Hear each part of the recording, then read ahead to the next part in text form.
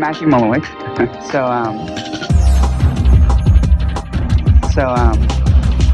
Without further ado, welcome to WordCamp. San Francisco 2009.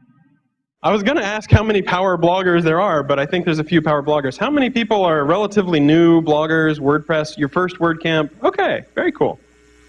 Okay, well, there's a good reason why you might care what I have to say, which is I'm the head of the web spam or anti-web spam team at Google. So 90% of the WordPress blogs that I see look like this. They didn't even change the default template. Bastards. Oh. I'm hoping that a PG-13 R-rated talk is okay, because if Tim Ferriss can outsource his love life, it's okay if I'll show you guys a few slides here. So yeah, most of the spam that I see looks like this. WordPress is such a powerful tool that the spammers use it too, right? So I've seen a lot of really bad sites, but I've also seen a lot of really good sites. And I'm going to try to give you a few tips about things that might be helpful if you want to get crawled by Google. First off though, let me ask you, why do you blog? To be read? What do you get out of it? Tim was just talking. He says, I get access, right? I had never thought about that before. I made this list and I had to update this slide from the backstage. I was like, oh yeah, you want something out of blogging. Fame, attention, money. And then Tim was like, access. I get to meet like the head of the swim team. I was like, okay, I'll add that to the list. But not everybody wants something from blogging. Some people are just doing it for fun. And if you're doing it for fun, power to you, right? I mean, I fully support your ability to post cat pictures. Huh? Anybody post it? Yeah! Rock on, right? I do it, okay? This is Emmy. This is my cat, Emmy. This picture is what led me to adopt Emmy, because she's so cute. Ever since she was a kitten, she's wanted to just lie on things. She was grumpy this morning when I got up. I didn't as soon as I get dressed, she's ready to be perched like a koala bear on my shoulder. So all she wants to do is just lie on, oh, look at her. So it's okay to cat blog. In fact, we got 2 cats, and they both like to just, half this presentation was written with a cat sort of perched on me, and I'm trying to make the stuff. So if you are a cat blogger, or you like to post poems, or you just like to keep up with your family, congratulations. You're happy. You've won. Life is good. You don't need me. You don't need advice from anybody. Whatever you want to do, you're doing it. But most people want something from their blog. The #1 request that I hear is, I want to do better in Google. So if you're a cat blogger, if you just post poems, power to you. But the rest of this talk will talk a little bit about how to do better in Google. Now, the wonderful thing is, you have all made a fantastic choice. This audience looks very smart, right? I walked in, I was like, not only are they attractive, they're really, really intelligent. Because you're using WordPress, right? WordPress automatically solves a ton of SEO issues. Instead of doing it yourself, you selected WordPress. Now, this is kind of a broad statement. WordPress takes care of 80–90% of search engine optimization. When I say that, what I mean is the mechanics of search engine optimization. And by that, we talk about how crawlable a website is. You would be amazed at how many sites throw up a big old glob of Flash, right? Or block a page with robots.txt so we can't even crawl it. So by using WordPress, you've already taken the first big step. WordPress is a fantastic piece of software. But there's a few things that you can do to optimize it. So I noticed the person asked Tim, hey, what plugins do you use? So I threw this screenshot in. These are the plugins I use, and this is literally all the plugins that I use. That's how good WordPress is. You don't need to modify it that much. Akismet, already built in. Cookies for comments, shout out to Doncha in Ireland. He does an amazing job of preventing spam. Basically, it sets a cookie, and then when the spammer posts, if they don't have that cookie, you're like, yeah, dude, you're a bot. All you did was just post directly. So I hesitate to tell people about this because it's so useful that if everybody starts using it, the spammers will adapt. But you guys are cool, so cookies for comments, highly recommended. Is Mark in the, yes. Enforce, dub. Oh, So good. You don't even need to worry about it. All this thing does is it says, look at my preference. Do I prefer www.google.com or non-www.google.com, whatever your domain is? And it does a redirect so that you don't have to worry about having your domain split between example.com and www.example.com. So this sort of stuff is fantastic. FeedBurner I like to use, and WordPress Supercache is a great plugin. So the beauty of WordPress is that you don't need to do a lot of stuff. But before we talk about how you can rank higher in Google, we need to learn a little bit about how Google works. And it's not that complicated. We crawl roughly in order of PageRank. That means the more PageRank you have, the faster you're likely to be found, the deeper we'll crawl on your site, the more often we'll visit your pages to see if they've been refreshed. Okay, cool, PageRank, magic green juice. How do I get more PageRank? First, what is PageRank? Anybody want to tell me? It is named for Larry Page. Larry Page and Sergey Brin, the two co-founders of Google. What is PageRank? Okay, it's not that secret of sauce. It's not green fairy dust. Let's just walk through a very simple eigenvector. It's really simplicity itself. So, singular value decomposition. Let's just go ahead and... Wait, you didn't show up at 10 a.m. on a Saturday morning to talk math? No? Okay, all right. PageRank at a 50,000 foot view is this.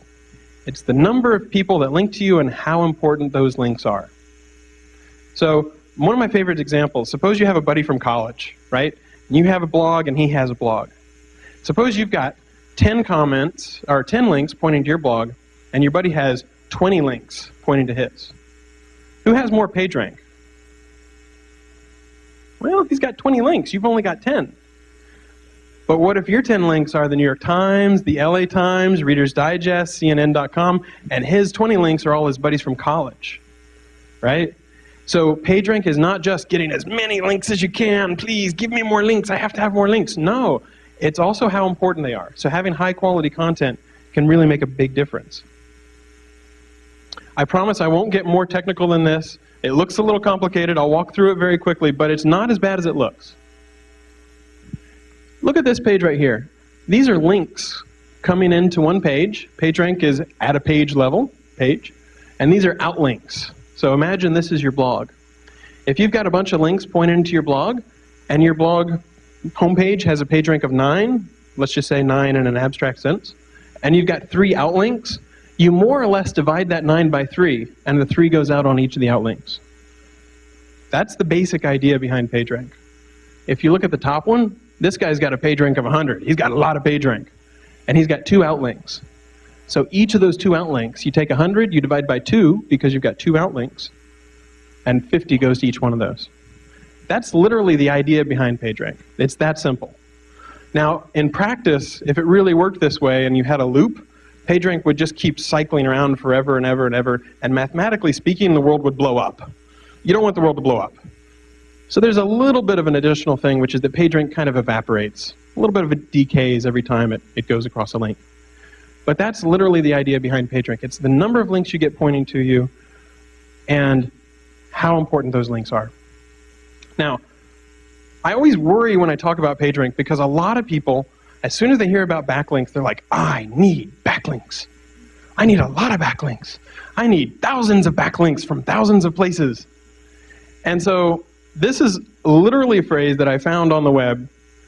This person suffers what I call BO. You do not want to suffer from BO. That's backlink obsession. Okay? This guy is saying, I have 297 links with a PR7, da-da-da-da. This guy's only got 59 links with a PR6, da-da-da-da. And he ranks higher, and it's not fair, and the all-in anchor query, and don't get down to this level of detail. Think about it at a very high level. You want to have people know about you. You want those people to be reputable. So search engine optimization you can spend an infinite amount of time learning about. But here's the 50,000 foot view. There's a tension between relevance and being reputable. Right? So Matt Mullenweg, right? He's got a pretty reputable blog. It's pretty well known. He's got good PageRank. He beats me. I hate that. He's like the #1 Matt. I'm like the #8 Matt or something. You think, can't you tweak it so you're #1? No, we can't tweak it so we're #1. Okay, so he's the number one Matt. He's got a ton of PageRank. Suppose you're searching for a random thing like a medical condition, attention deficit disorder. If Matt Mullenweg just mentions the phrase attention deficit disorder, and he's saying it, just in passing, like a joke, like, yeah, I organized this conference, but, I didn't spend a lot of time on it. I've got attention deficit disorder, but, it'll be cool. We'll have a good time. That's reputable. His blog is reputable, but it's not that relevant. So another way to think about relevance is what you say on your page, and reputable is what people say about you, how they link to you. So you want to be both. You want to be on topic, and you also want to be reputable. So you don't want to just return pages that barely mention something in passing. So let's talk, let's move to the middle chunk of this, which is how do I be relevant? How do I be reputable? Relevance is, again, stuff on your page, what you write, including the mechanics of how you write. Tim pretty much nailed this. If you do not love something, don't write about it. Life's too short. Google Wave launched a couple days ago, and there was like this huge thing on TechMeme. Everybody's talking about this new Google Wave thing. And there are so many articles I saw where the guy was like, will Google Wave take over the world? I don't know. Here's the press release. Right? Like literally 2 sentences, and then he copies like 4 paragraphs from the press release. No one wants to read that. It's boring. You have to have something that you care about. You have to have something, whether it's cats, whether it's Linux, whether it's open government, whether it's transparency, whether it's Google, whether it's search. You have to talk about something that you care about. If you're not doing that, you're not going to be doing as good a job. And so one of the pieces that advice that I give is try to write often. And if you write often, if you write every day, if it's something you really care about, you're going to get a lot of practice writing, and you're going to write good stuff. Okay. Keywords. Let's do a little exercise. Matt said earlier today, Matt Mullenweg, that the theme of this conference is getting to know your neighbor. So we're going to do a little exercise where you get to know your neighbor. I'm holding in my hand a little device. You might have seen them before. You stick them into computers. They store things. Maybe you put your presentation on it. You give it to a friend. She sticks it on her computer. Maybe you're proofreading a friend's paper. You take it. Maybe you put pictures on it. Maybe your mom sends you one. You've all seen these, right? This is not alien technology. Think in your head, if you were going to go to Google and you were going to type in what this is, prepare your search query. What is this? What is this device? Don't say it out loud. Okay, I'm going to Google. I'm going to go buy one of these. Ooh, it's retractable. Wow, cool. Now, turn to the person next to you and compare notes. Literally, take a minute and say, what would you search for on Google and what would I search for on Google? I'll wait.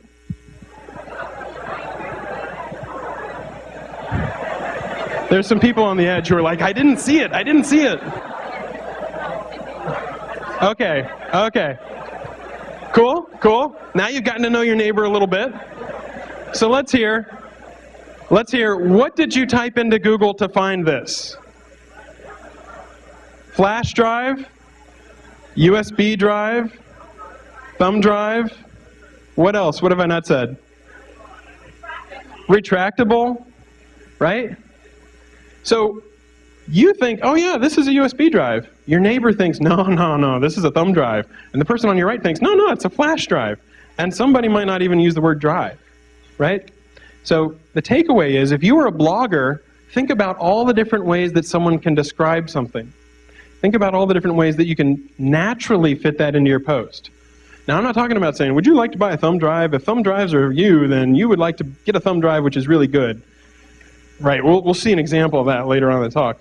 Instead, think about ways to naturally put that into your post. Hey, buy a flash drive. I was using this one thumb drive, which is really cool. It works via USB. Right? I've used most of my major keywords in a couple sentences, and it still sounds natural. You don't have to stuff it. You don't have to be really unnatural. There's another thing, which is jargon mismatch. Right? A lot of the times, if you're in a particular industry, you're thinking about, what are the words people are going to use, and you don't think about what a regular user is going to say. So, for example, earlier this week, we were doing a site review, and we were giving SEO advice to people who had sites. And this was a site. This is pretty cool. This is the University of California at San Francisco. and they have a site about HIV. Okay? Now, what is this? Oh my God! This is the home page. You land on the home page and you're like, recommendations for use of antiretroviral drugs in pregnant HIV-infected women for maternal health and interventions to reduce perinatal HIV transmission in the United States. What is that? I don't even know. Okay? Is this a technically good paper? Probably. I have no idea what the hell it's about, right? It's an editor's pick. Someone has selected this paper. It's important for some reason. This one's about swine flu. Is there something I need to know about swine flu and they're not telling me? I don't know how to translate it into regular English, right? Translate it into regular English. For example, I've seen the queries that people type. This is the sort of stuff that people type, right?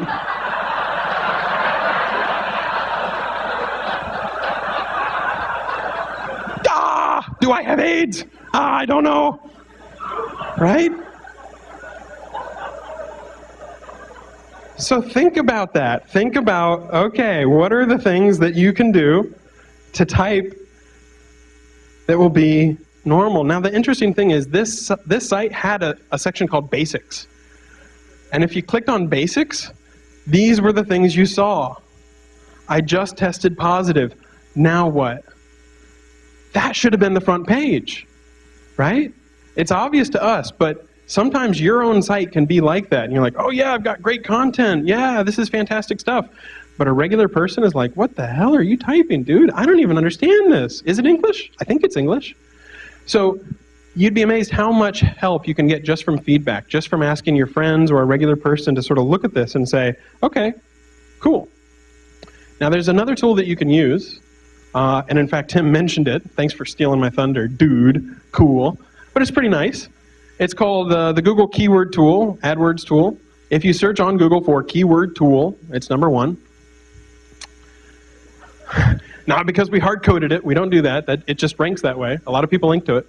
So I was doing this site review, and there was a site, iCarKits.com, and they sell iPod car conversion kits, which is pretty cool. Their main trophy phrase, if you looked in their title, was iPod car. I went to the Google keyword tool, I typed in iPod car, and I said, show me keywords related to iPod car.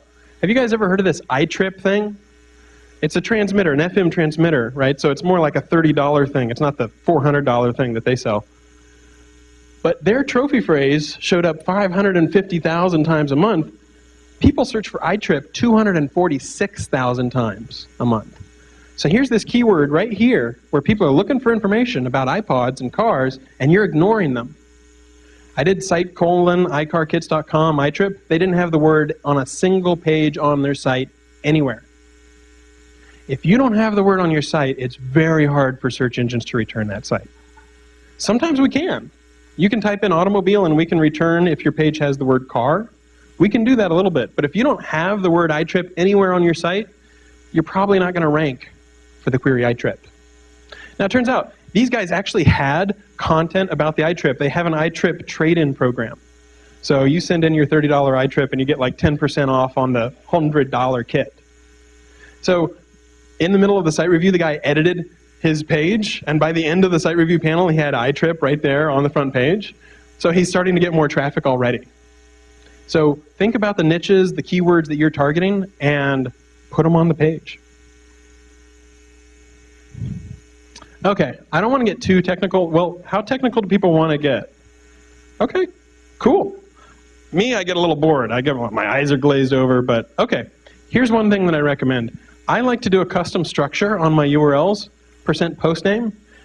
You know, if your blog has p = 123, you're missing out on an opportunity, which is Google looks at a lot of different things. We look at over 200 things. PageRank is just one of them whenever we rank things. Other things we use, things in the title, things in the URL, even, you know, things that are like really highlighted, like H1 tags and stuff like that. So if your blog has p = 123, you are massively missing out on opportunity to put a few keywords, not keyword stuffing, just a few keywords in your URL. So mattcutts.com/blog/sample post. It works pretty well. If you want to throw in the date, feel free, but make sure that you put the title and the keywords that are in URL in some way. Now here's a power tip. Notice something interesting. I did a post where I completely, for a while at least, dominated the keywords, how to change your default printer in Firefox on Linux. I know, I was #1. It was awesome. That niche was mine. How did I do it? Well, I made a good descriptive title, changing the default printer on Linux in Firefox. Notice that I changed the URL as well. So in the title I've got changing, in the URL I have change, right? Because sometimes users type changing printer and sometimes they type change. Now this is not spam. I'm not throwing in a ton of irrelevant keywords. I'm not even throwing in a lot of keywords. I'm just throwing in 1 or 2 variants that people might type. No one's going to look at this post and say, oh my God, the title is a little different than the URL. Oh my God, he took out ing. Throw him in the clink. That's not the way it works. But just by doing some simple things like having title and URL and viewing them as separate opportunities to put a few keywords in, now you can rank for both changing and change. Relatively simple, but a lot of people don't think about that level of detail. So if you're doing a post, it's worth doing the post and then going to the Google's keyword tool, think about the words you want to rank for, type those words in, make sure those words are in your post. This is a little bit of a in detail, but you can also have your categories be good keywords. Don't just make your categories cool stuff. My categories are like Linux, search, SEO. So if somebody has those categories, they're like, oh, okay, now I don't have to include the word search on every single post. It's in my category. If you're going to put keywords in your URL, like I showed, it's better to do dashes, right? So my dash keywords. Underscores can work, dashes are a little bit better, but no spaces is pretty bad, right? Has anybody seen the site expertsexchange.com, right? Some people like it, some people don't. If experts exchange were all one word, you know it can be experts exchange, right? You don't want to rank for experts exchange, right? And if it's all one word, some people are like, I read it a different way. So put some dashes in there, and then you can have separators. Search engines do look at dashes. They do look at separators like that. Now, if you use underscores or if you don't use spaces up until now, should you go back and change every single thing on your previous posts? Should you rename them and change all those old URLs to add dashes? No! Why? Because of Ferris's law. Don't do things if they're not fun, right? Search engines do a relatively good job at doing separators, but spend your time on making better content. Don't worry as much about small things like that. It's just something to be aware of going forward in the future. And finally, talking about relevance, we're talking about on-page stuff. Don't overdo it, right? This was a site that put itself up for review earlier this week. Can you guess what it's about? It's about furniture. It's a lot about furniture. In fact, if you notice, this first paragraph is all one sentence. Oh, yeah. Let me just read the last half of that paragraph. Manufacturing and offering for sale innovative modern furniture and antique wood furniture made according to our valued customers' esteemed order and requirements of home furniture, hotel furniture, as well as office furniture for the use of indoor furniture and outdoor furniture purposes. Furniture, furniture, furniture, furniture, right? You've ever seen Brian Regan? He just goes crazy. Like, you can overdo it. Google doesn't say, oh my God, he included the word furniture 400 times in the post. It must be really, really relevant. It's got to be 400 times better than that other post that only mentioned furniture once. That's not the way it works. After you mention furniture once, 2, 3 times, we know you've got furniture on the mind. It's okay. You don't have to say furniture as every third word. You don't need to bold it, right? Right? Oh man, users don't like this, believe it or not. Other things that this site did, they rattan. You've heard of rattan furniture? At some point they misspelled it as rotten furniture. Right? Yeah, well, judging from the website, I don't know. So you don't need to do this. You can mention furniture 2 or 3 times, and that's enough. You don't have to go overboard on it. Okay, so to sum up, on page, being relevant, being on topic, talking about the things you care about. Find something you care about, and as a result, you'll write about it more often, which gives more material that search engines can find. And pay attention to the mechanics, some of the small things that I've mentioned, but don't overdo it, right? If you're reading it aloud and it sounds stilted, you're overdoing it. If you give it to a friend and you notice your friend is like sneering or raising their eyebrow, you're overdoing it. Okay, so that's half the battle. Now let's talk about how do you gain a reputation? How do you get to be more known? How do you get more page rank, more people linking to you? Be interesting. Anybody ever heard of fake Steve Jobs? Has anybody bought the book? It's pretty good. I was like, this one note gimmick cannot last for an entire book. It can. It's a lot of fun. I love this. He's like, I fired that idiot Jerry Yang. I'm like, whoa. This guy's, he's pretty mean, right? Now, it turns out this was actually Dan Lyons. He's got a pretty sweet gig at Newsweek now. So he did pretty well. Earlier this week, someone started a fake blog for Carol Bartz, who's the CEO of Yahoo. The first post, I was on the floor laughing so hard, I instantly added it to my Google Reader. I want to see what else they have to say, right? So being interesting is really important. If you're the guy who's phoning it in, you're like, oh, I want to rank on Tech Meme, or I want to write about celebrity news, so I'm going to talk about John Mayer and Jennifer Aniston for the 88,000th time, and I'm not going to add anything new to it, no new insight. Don't bother writing it. You want to be interesting. And again, it helps the more you write. You get practice, you get into the habit. This is a blog by Sergey Brin, who's one of the co-founders of Google. Did you know that Sergey had a blog? He does. He's written 2 posts. I've never asked Sergey about the blog. On one hand, it's cool. He's written 2 posts. On the other hand, his last post was September of 2008, right? People are not going to Sergey Brin's blog every day saying, I wonder if Sergey wrote something new. Yeah. But if Sergey's posting every day, or if Sergey's posting every week, people will come and check. They will come and say, oh, what's new with Sergey? So you have to update often. Now, this, I have to admit, is my favorite slide in the entire talk, because I'm going to tell you the real, true, deep secret of blogging, and that is Katamari. Has anybody played Katamari?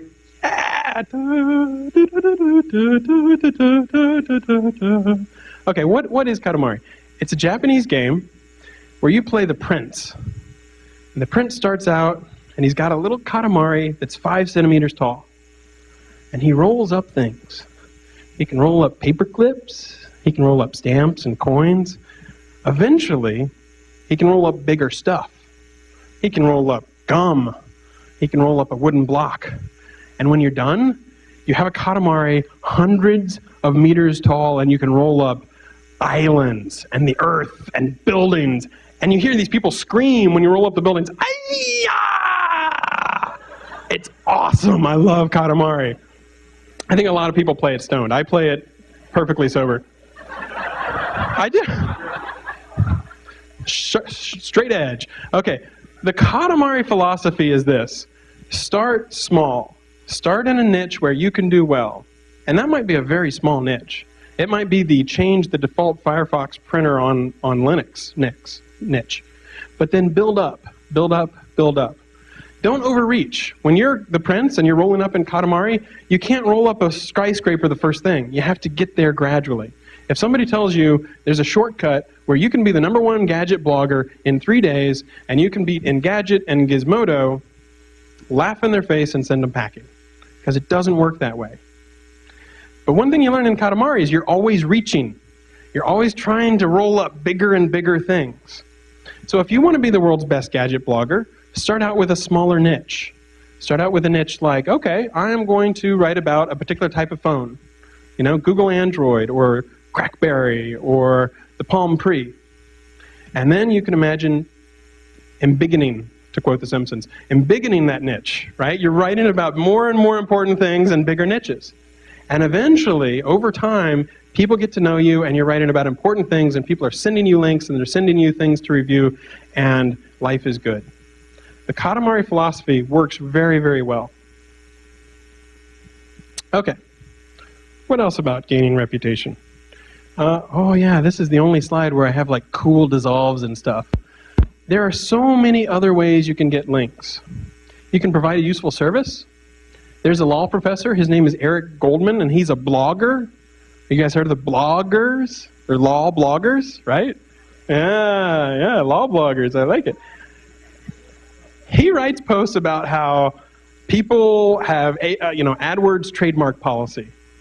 And not everybody cares about that. But he's got his niche, and it's really, really useful, really, really insightful, because he's a law professor. He knows things that regular people do not know. So you can provide a really useful service, things like a newsletter. Original research or reporting is huge. There's a guy who writes about search. His name is Danny Sullivan. He's very respected because he's written about search for 10 years. And one thing he did is he just looked at what is the spam level on Gmail, Yahoo, and Hotmail. And for a month, he tracked all of the spam that he got, which would be the most annoying thing in the world to do. Right? There's another 400 spams, day 2, here's another 800 spams. But he tracked it. And at the end, at 30 days, he was able to say which service had less spam. It was Gmail. Woo, yay!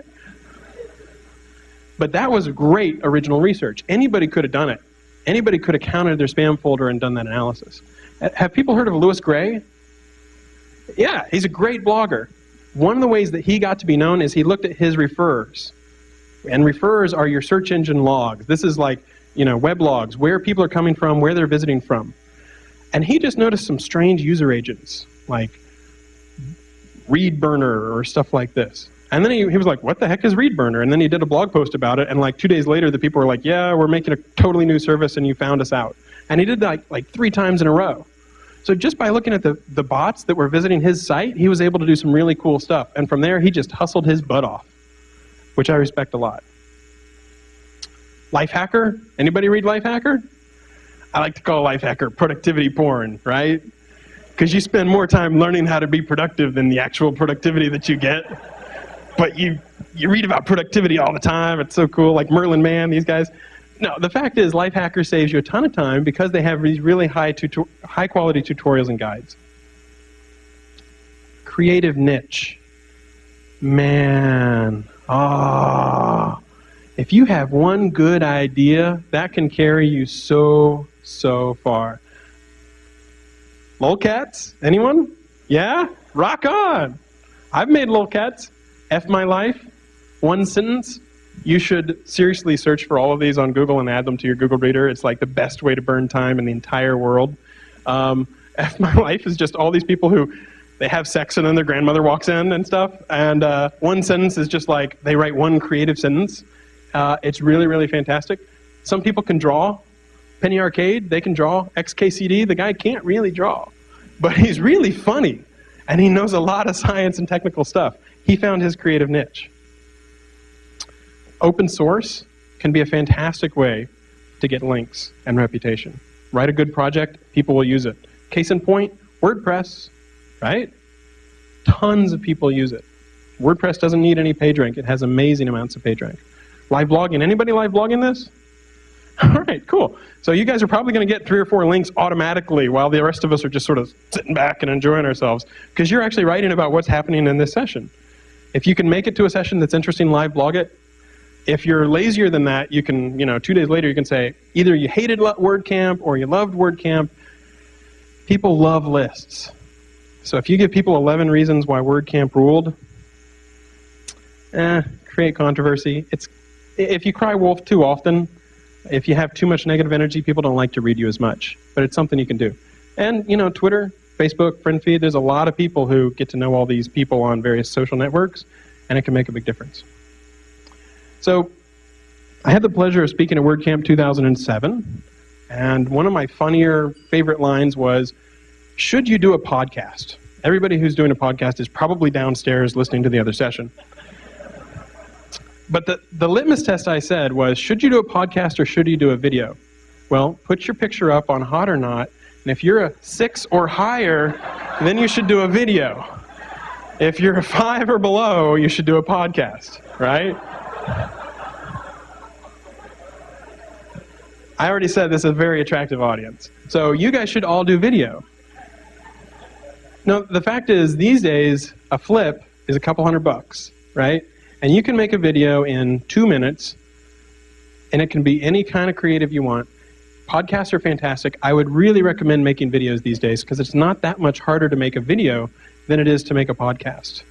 And a lot of people just really enjoy watching this sort of stuff. This one got, 15,000 views in like a day, and we literally threw it up, and this was one tweet. I was like, hey, here's a video. We haven't even posted on the blog about this. It's really easy to do video, and it can drive a lot of attention to your site. And in fact, videos tend to rank relatively well on Google. Okay, I'll whiz through this part. I do not want to sell you guys on anything. I use WordPress rather than Blogger, so I'm not going to say Google is the top, always use Google, go for Google.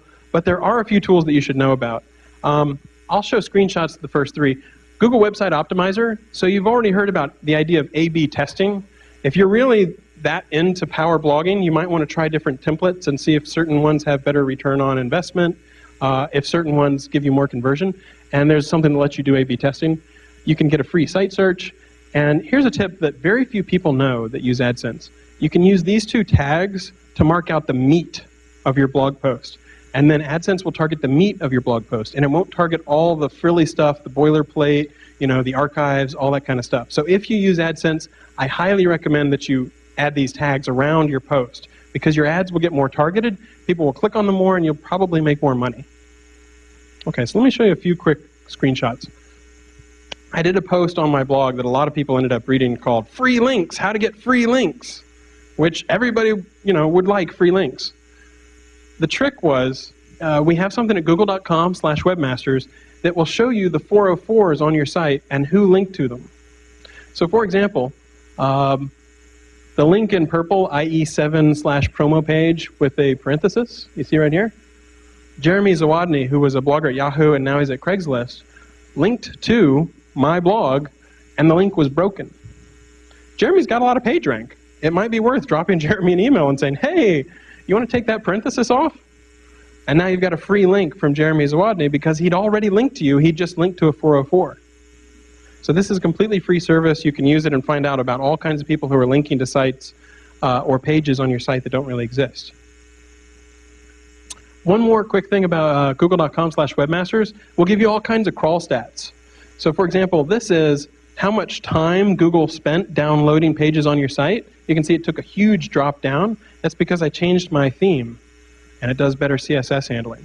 So you can see the amount of changes, the amount of pages being downloaded. All this stuff is free. It can be pretty handy and help you diagnose issues. And Google also lets you set whether you want to have www.mattcutts.com or mattcutts.com, which is kind of handy. Here's a quick tip. Anybody use Google Analytics? Oh, I love you guys. Okay. Here's something you might not know about Google Analytics. You can click in settings and top landing pages, and this will tell you which blog posts get the most visitors. This one about hacking your iPhone, anybody want to guess when I wrote that? 2007. I wrote this blog post in 2007, and it's the number 6 page on my site. What does that tell me? Maybe I should go back and update that post because everything in it is probably wrong. Or maybe I should write a new post. Here's another one. One of my top 10 posts is 3 solid Gmail productivity tips. It was a total throwaway. I was like, oh, people don't know this, so I'll throw it up. They love it. Maybe I should write 5 more Gmail productivity tips, right? So when you're sitting at a blank screen and you're thinking, I really should blog something today. I haven't blogged in 2 weeks. You can get some good ideas about what to blog just from looking at where people are already going on your page. What about bounces? Yes. So bounces tell you how often people land on your page and then leave, right? If people come from Dig, they come on your page and then they leave. So if you try to reduce the amount of bounces, that can mean more people on your site, which can mean more ads, it can mean more revenue, it can mean more clicks, all that sort of stuff. A very simple trick, which I haven't done on my newest template, is show related posts, right? Someone has just finished reading your blog. It was a great article. They have a warm, happy feeling towards you. What do? Now? They leave. Why? Because you didn't give them anything else to do. Show them related blog posts to this one blog post, and they liked it enough to read down to the bottom, they might click and read some more. So that's the simplest way in the world to reduce the number of bounces which leads to more people on your site for longer periods of time. FeedBurner is kind of nice. You can tell where people are coming from, how many, blogs, how many visitors and stuff you're getting. Got about 5 minutes left, so let me just finish with some things that you should probably not do. This is an email that I got September 2008. You can see it's, be a lazy Google millionaire. Here I've been working at Google for 9 years and I could have just filled out forms and collected my cash. If only I'd known, right? If something looks too good to be true, it probably is. Has anybody heard of this Google Money Tree thing? Consumer Reports just wrote about them. The Better Business Bureau got 478 complaints about them, and the last 460 hadn't even been responded to. So learn how to make $107,000, $389 in 6 months, filling out forms and doing searches on Google and Yahoo. I call bullshit. This stuff is not endorsed by Google. It's incredibly spammy. What tends to happen is you pay $3.88 for access to something, and you're secretly enrolled in a program where every month you're billed $72 until you opt out. That's what's usually going on with these money tree systems. So you see the things, people are like, oh, make tons of money, you can't help but make money, you're too stupid to tie your shoes and you'll make $107,000. People still fall for it, just because it has Google in it or it has Google on a potted plant. Oh, well, it's got to be from Google. No, it's not from Google. Don't do this sort of stuff. One thing I love about WordPress is Matt and Automatic in the terms of service for WordPress.com specifically say don't spam, right? Don't do things like paid posts. It pisses off your users. It tends to get caught pretty quickly. And right there in the terms of service, don't do things, third-party sites that would boost the search engine rankings, that sort of stuff. Enough said. The one plea that I would make, the one ask that I would have is please keep your WordPress updated. And we've just barely got enough time to show an example of that. The American Nazi Party. Is anyone in here pro-Nazi? Any big fans of the Nazis in here? I didn't think so. I tend not to be a big Nazi fan myself. So I thought it was really funny. This is hilarious, by the way. Evidently for Nazis, putting a bunch of 8s in your comments is like way cool. You're like, oh, you're a much better Nazi than me. You have 8s in your comments, right? But I thought it was hilarious because if you go down to the bottom of the Nazi Party archive, oh no, Meridia, Hoodia, Cheap Cialis, Fremont, Cialis for women. I didn't even know they had Cialis for women. Oh man. And so you have this dilemma. Who do you hate more, the Nazis or the hackers who have hacked the Nazis' website? I don't know. It's an issue. But, it happens, and the best thing you can do to try to avoid it is make sure that you have done good security yourself. So in particular, there's this really cool site called Save the Internet, and they fight for net neutrality and all this sort of stuff. But earlier this week, if you went to blog/wp-content/upload/authors/Plettle, you can buy Viagra from this Canadian pharmacy. And it's got to be trustworthy. It's the #1 internet drugstore. Urgh. It's very simple. WordPress has gotten much, much better about security. There's automatic updates. All you have to do is take advantage of them. And if you're a superpower user and everything you've heard up until now has been completely boring, you're like, oh, ha, ha, ha, I know that. Here's one power tip. Add an htaccess to your WP admin. What this says is, and these are fake IP addresses. Last time people were like, dude, you included your home IP address. I'm like, my address is not 123.45.67.89. It's okay, I'm not revealing my home address. But what this says is only these 2 IP addresses are allowed to reach your WP admin. So when the hackers come in and they're trying to use some brand new zero-day exploit, they can't get to your blog to hack it. If you search for like protect WP admin or htaccess, and I'll put this up on my blog as well, so you don't have to like frantically write it down. It's a fantastic thing to just say, yeah, you know what, only I can get to my blog. So let me close out by just saying huge thanks to Automatic and WordPress. I was looking back at my talk from 2007, and I had like 6 things on my wish list, and like 3 of them are already done, without me even asking for it. Automatic updates for security, better protection for WP content directory, and rel equals canonical. I haven't even talked about rel equals canonical because you really don't need to know about it. It's a standard that lets you say, given two web pages, here's the web page that should be the preferred one in Google. And the folks at Automatic have basically built this in. It's already live on WordPress.com. As I understand, in the core of 2.8, it's coming as well. So you don't have to know anything about it. All you need to know is that you'll do better in search engines because you won't be dividing your page rank between multiple pages. So the Automatic folks and WordPress folks have been fantastic about being receptive. That's it. I'll be around throughout the rest of the day. If anybody has questions, thank you.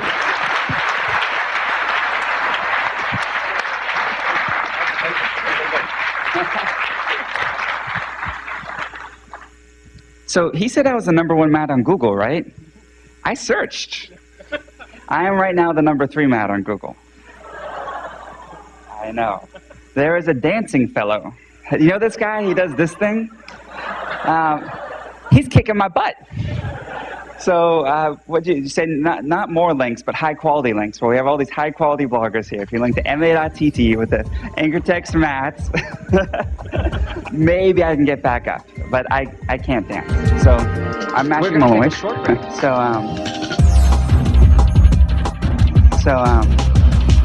Without further ado, welcome to WordCamp. San Francisco 2009.